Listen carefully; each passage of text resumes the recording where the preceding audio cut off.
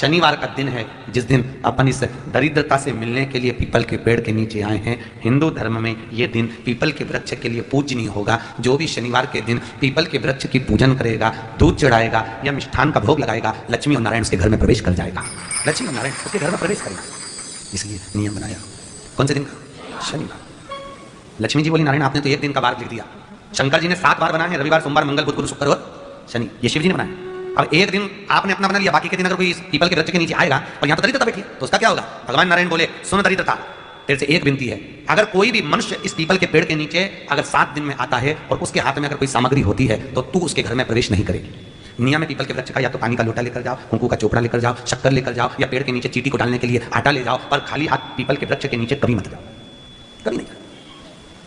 खाली हाथ जाओगे तो दरिद्रता तुम्हारे घर में प्रवेश करेगी। दरिद्रता उठकर खड़ी होकर बोली नारायण तुमने अपनी मनमानी करी है, एक दिन मुझे भी मेरा चाहिए। भगवान ने कहा बोल कौन सा दिन चाहिए? दरिद्रता कहती है रविवार के दिन इस पीपल के वृक्ष के नीचे मैं दिन भर नृत्य करूं, इसमें रहूं, और जो यहाँ आए रविवार को मैं उसके घर में प्रवेश करूं। भगवान ने कहा ठीक है। दरिद्रता रविवार का दिन एक ऐसा दिन रहेगा जिस दिन तू इस पीपल के वृक्ष के नीचे नृत्य करेगी और जो आएगा इस पीपल के वृक्ष के नीचे तो उसके साथ प्रवेश करेगी। मैंने तुझे वर दिया। इसलिए हमारे यहाँ केवल पीपल का वृक्ष अगर दीवार में भी लग जाता है ना, किसी की व्यक्ति की दीवार में, किसी घर की दीवार में पीपल का वृक्ष लग जाता है, पीपल का पौधा लग जाता है, उसको कितना भी तोड़ लो वो वापस लग जाएगा, फिर तोड़ोगे फिर लग जाएगा।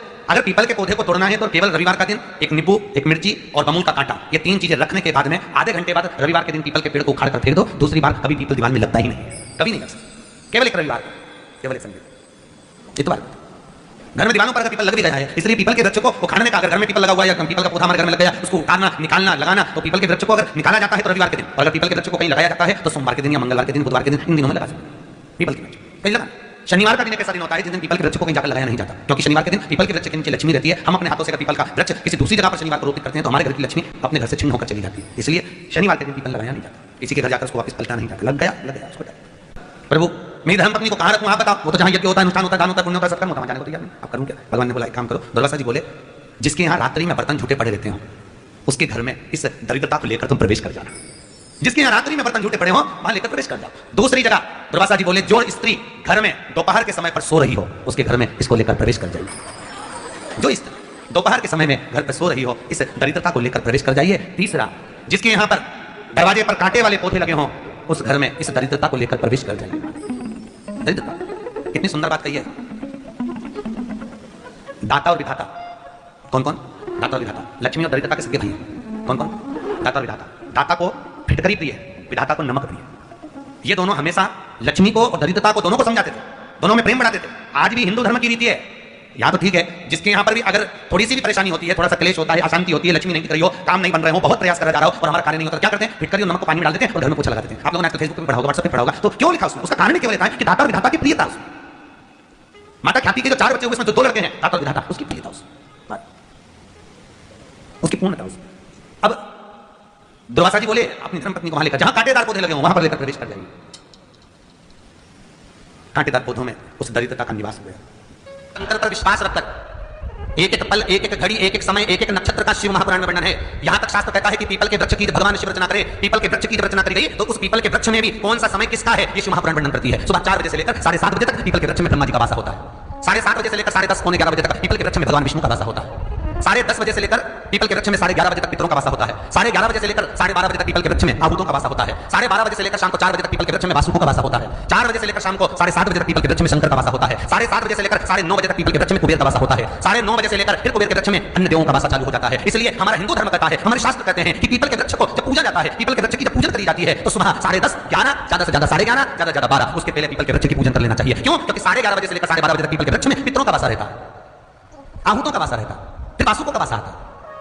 पितर किसको कहते हैं? महाराज जो पूरी उम्र लेकर चले गए और उनके भीतर अभिलाषाएं बहुत थी, मैं ये भी करना चाहता हूं, मैं ये भी करना चाहता हूं, वो पितर हो जाते हैं। आहूत किसको कहते हैं? जिस माता के गर्भ में बच्चा जन्म ले और मर जाए, या 6 महीने का गर्भ धारण करने के बाद अवर्षण हो जाए, जीव पड़ने के बाद 6 महीने के बाद अगर बच्चा गर्भ में भी शांत हो जाता है, कुंवारी अवस्था में शांत हो जाता है, जिसका विवाह नहीं हुआ ऐसा बच्चा जब शांत हो जाता है, अधोगति में कोई मर जाता है, सुसाइड कर एक्सीडेंट में किसी भी रूप में मर जाता है तो वो आहूत कहलाता है। और बहुत ध्यान देना साहब, शिव महापुराण की कथा कहती है पितरों को भाग मिलता है, इसलिए पितर तृप्त रहते हैं। शनि लग गया, शनि लग गया, शनि लग गया। जितने यहाँ कथा में बैठे हो ना, तुम सबने भी मोबाइल में देखा होगा तो देख रहे होगे, वृश्चिक पे लग गया, कुंभ पे लग गया, भैया लग गया, 7.5 लग गया, आधे से ज्यादा तो शनि के डिप्रेशन में पड़ गए। अरे भाई शिव महापुराण की कथा को उठाकर देखिए, दुनिया के लोगों को शनि लगता है, शनि को शंकर लगता है।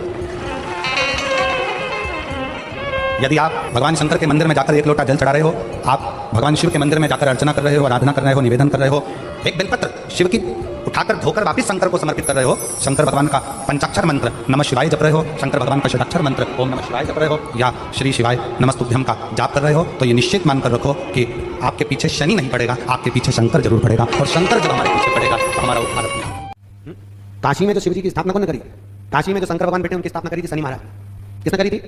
शनि महाराज ने, क्योंकि भगवान शनि महाराज को उनकी माता के द्वारा श्रापित हो गए और शनि महाराज कांपने लगे। शनि महाराज कांपते कांपते मैं जाऊं तो जाऊं कहां, करूं तो करूं क्या? महाराज शनि महाराज दौड़े और दौड़कर भगवान भोलेनाथ के पास पहुंचे। हे शंकर प्रकाशदर्शी कैलाशी अविनाशी, कृपा करिए बाबा भोलेनाथ, कृपा करो, क्योंकि दुनिया में 33 करोड़ देवी देवता हैं जिनको शनि लग सकता है, केवल एक किसको छोड़कर? शिव को छोड़कर। राम जी को शनि लगा तो 14 वर्ष वनवास चले, कृष्ण को शनि लगा तो मथुरा छोड़कर द्वारका चले। शनि लगा, हनुमान जी को शनि लगा तो गुफा में बैठकर राम राम जपना पड़ा। शनि सबको लगता है, केवल शनि नहीं लगता तो एक मेरे महादेव को, मेरे भोले बाबा को नहीं लगता। शंकर के पास में शनि आकर शनि आकर भोलेनाथ कृपा करिए बाबा, मैं बड़ा कष्ट में हूं, मैं करूं क्या?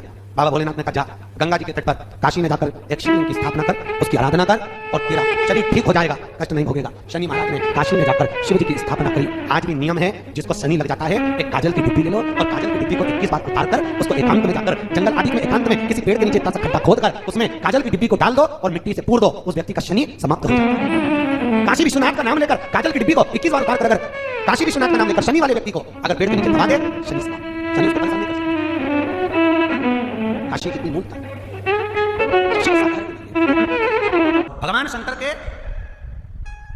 19 अवतार में से एक अवतार दधीचि ऋषि की धर्मपत्नी सुभाष के गर्भ से भगवान शंकर का जन्म हुआ था। नाम बताया था पीपल के पेड़ के नीचे जिस बच्चे का जन्म हुआ उसका नाम पिपलाद हुआ था।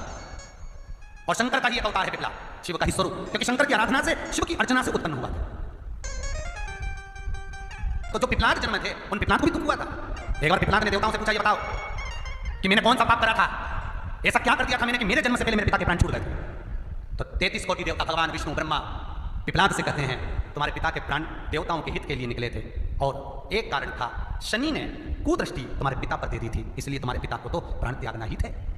पिपलाद को क्रोध आ गया और पीपल के वृक्ष के नीचे खड़े होकर पिपलाद ने हाथ में जल लेकर शनि महाराज से कहा, शनि मैं तुझे श्राप देता हूं कि तू तारामंडल में से, ग्रह मंडल में से नीचे गिर जा, जमीन पर जा। और शनि महाराज जमीन पर गिरने लगा। देवताओं ने आकर पिपलाद की स्तुति करी, क्योंकि शंकर का स्वरूप है पिपलाद। पिपलाद शंकर का स्वरूप, स्तुति करी, आप क्षमा करो शनि देवता को। शनि को लाकर खड़ा कर दिया। तब पिपलाद ने देखा क्षमा मांगने आया है तो क्षमा कर दिया। पर एक शब्द शनि देव तेरे को कहता हूं। शंकर स्वयं पिपलाद के रूप में शनि से कहते हैं, शनि सुन, जन्म लिए बच्चे से लेकर 16 वर्ष की आयु तक, 16 वर्ष की आयु तक शनि कभी किसी बच्चे पर प्रभाव नहीं देगा। यदि जन्म लिए बच्चे से लेकर 16 वर्ष की आयु तक किसी बच्चे पर शनि की कुदृष्टि पड़ेगी तो शनि तारामंडल से, ग्रहमंडल से जमीन पर गिर जाएगा। शनि ने हाथ जोड़कर निवेदन करा, कभी मैं जन्म लिए बच्चे से लेकर 16 वर्ष तक के बच्चे को कभी कष्ट नहीं दूंगा, मेरी कुदृष्टि नहीं पड़ेगी, मेरी कुदृष्टि नहीं पड़ेगी। शनिवार के दिन जो पीपल के वृक्ष में सरसों के तेल का दीप लगाता है उसको शनि कभी परेशान नहीं करता। एक बात हमेशा ध्यान रखिएगा, मान लो अगर कोई भारी रोग ऐसा शनि महाराज के कारण हो गया हो, अच्छे काम करते करते उल्टे हो रहे हैं, होते हैं किसी किसी के साथ में, विपरीत परिस्थितियां आ जाती है, अच्छा करने जाओ बुरा हो जाता है, अच्छा कर्म करने जाओ बुरा हो जाता है। तो पीपल के वृक्ष की जो छाल होती है, छाल देखिए, पीपल के वृक्ष में जो छाल लगी होती है, उस छाल को घिसकर चंदन बनाकर भगवान शंकर का स्नान कराकर, अभिषेक कराकर, पूजन कराकर, पूजन कराने के बाद में पिपलेश्वर महादेव का नाम लेकर, कौन से महादेव? पिपलेश्वर महादेव का नाम लेकर वो जो घिसी हुई छाल होती है उस छाल का तिलक भगवान शंकर को लगा लो और उसी का थोड़ा सा भाग अपने कंठ पर, मस्तक पर लगाना प्रारंभ कर दो। धीरे धीरे जो विपरीत दशा है वो सुधरना प्रारंभ हो जाती है। पर नाम याद रखना पिपलेश्वर। इसलिए शिव महापुराण की कथा कहती है, यदि राहु है, केतु है, शनि है, मंगल है, बुध है, शुक्र है, शनि है, आपको कोई भी ग्रह परेशान कर रहा है, आपके जीवन में कोई ग्रह अगर अनिष्टकारी है, आपके जीवन में अगर कोई ग्रह अनिष्टता प्रदान कर रहा है, तो निवेदन है शंकर के मंदिर में जो कलश लेकर आप जाएं, जल लेकर जाएं, उस कलश में मात्र अक्षत के 2 दाने डालकर ले जाएं, मात्र 2 अक्षत के दाने। जैसे सूर्य नारायण को प्रसन्न करने के लिए अपन कुंकू डाल लेते हैं, हल्दी डाल लेते हैं जल में, या चने की दाल डाल लेते हैं जल के अंदर। सूर्य नारायण को प्रसन्न करने के लिए हमने चने की दाल डाली, कुंकू डाला, हल्दी डाली, और कभी कभी सूर्य नारायण भगवान से बहुत जरूरी काम है, वो कार्य हो ही नहीं रहा है, या तन पर कोई रोग हो गया है, तो उसको मिटाने के लिए कई बार हमने भगवान सूर्य को अर्घ्य देते समय सफेद फूल भी डाला, कभी लाल फूल भी डाला।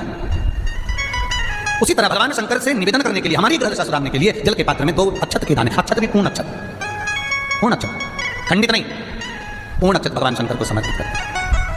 शनि लग गया, शनि लग गया, शनि लग गया, जितने यहाँ कथा में बैठे हो ना, तुम सबने भी मोबाइल में देखा होगा तो देख रहे होगे, वृश्चिक पे लग गया, कुंभ पे लग गया, धैया लग गया, 7.5 लग गया, आधे से ज्यादा तो शनि के डिप्रेशन में पड़ गए। अरे भाई, शिव महापुराण की कथा को उठाकर देखिए। जंग जज्बे से लड़ी जाती है और ये जज्बा